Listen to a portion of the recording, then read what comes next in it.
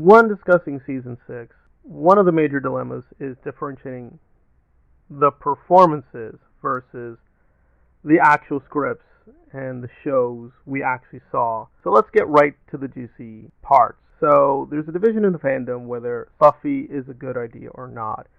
And usually the debate is over, quote, toxicity in relationships. And that's allegedly what season 6 tackled. Well, I think we can agree that Spike is trying to manipulate Buffy. But this is a very good essay that acknowledges that the abuse kind of happened both ways. That where I think I differ is the reasons given is motivating her doesn't ring entirely true, because when Buffy says she chooses to try to see it outside of herself, and that just seems... It was when I was unconscious. Except in season 6, Buffy's not in her right mind. What I personally love about this pairing is how the writers would constantly depict it as the deeply toxic, destructive relationship that it was, even if we have to sex it up a little bit because it's TV. Buffy was so desperate to escape her pain and numb her depression that she was willing to get involved with someone she knew was evil and no good for her. All of that because she needed to feel one. On the one hand, we're saying that the relationship would never work because Buffy cannot and should not trust Spike because he lacks a soul. But that can't be right, because she didn't trust Riley. He did have a soul, and even her and Angel didn't work out, but he had a soul. Also, having a soul is not a guarantee of fidelity. Xander cheated on Cordelia, and again, having a soul is not a guarantee you will have a relationship or the relationship will be healthy. We can just point to many numerous examples in Buffy where there are, quote, toxic relationships. Being a demon and lacking a soul cannot be the reason that Buffy does not trust Spike, because manifestly, she does trust Spike. She trusted Spike with her mother, with Dawn, with technically the fate of the whole world, and that he will protect Dawn at any cost.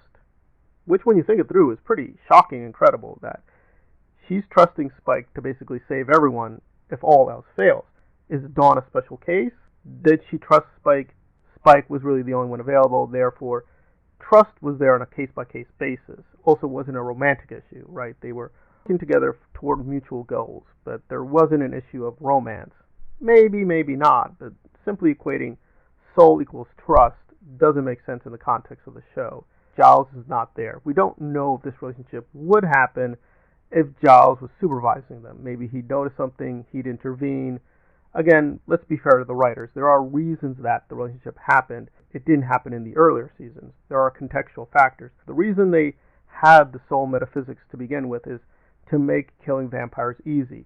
Vampires lack a soul. They're not really people. They're kind of just these really demonic animals. Therefore, killing them means nothing. But that convenience and contrivance created major paradoxes. There wasn't any real correct constructive buildup. They just got lazy and pulled the soul excuse, and that's not the reason in season 6. She doesn't hate herself. She's very depressed, but she hates them because they pulled her out of heaven, including Spike, because Spike did collaborate. Again, unknowingly, but he did help resurrect her, and he's very happy that she comes back. Spike being a vampire has nothing to do with lack of trust, has nothing to do with the soul issue. It has to do with an issue of them feeling they needed Buffy to protect Sunnydale after she technically died in season 5.